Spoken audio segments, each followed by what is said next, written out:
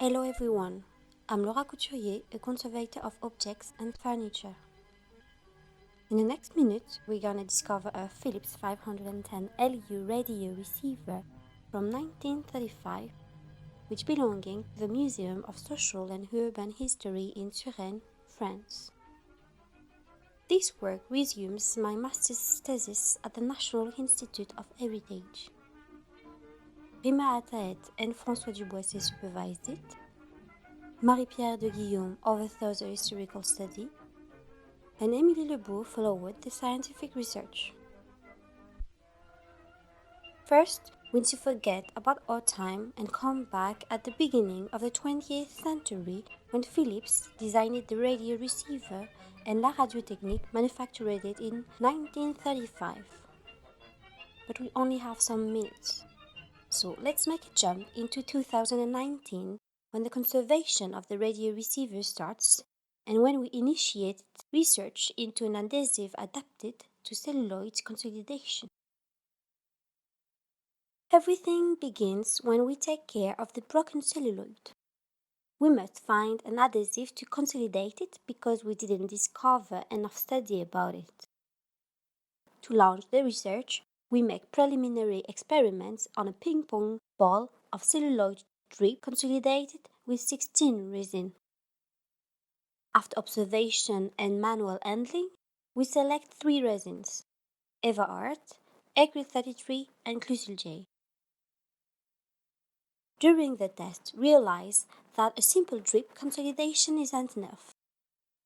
Then we decide to use adhesive film, which I make by pulling liquid resin across a surface, and glued paper that I make by applying a Japanese paper on a fresh adhesive film.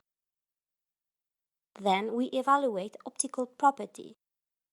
This time we use translucent celluloid peaks, split or not, drip consolidated or covered with adhesive films or glued paper.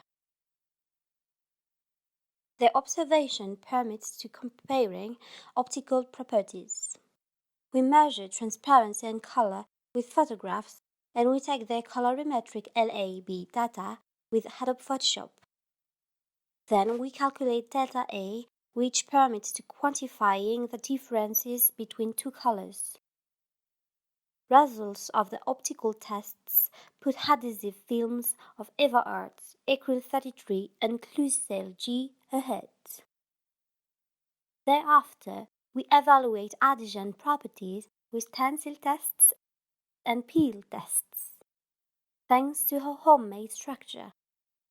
I only explain the peel test in this video. These tests involve pulling on the adhesive glued to the substrate.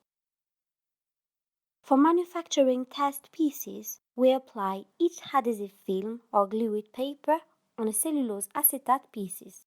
We leave one part of it without adhesive to make easier peeling, and we glue the glued test to a celluloid sheet.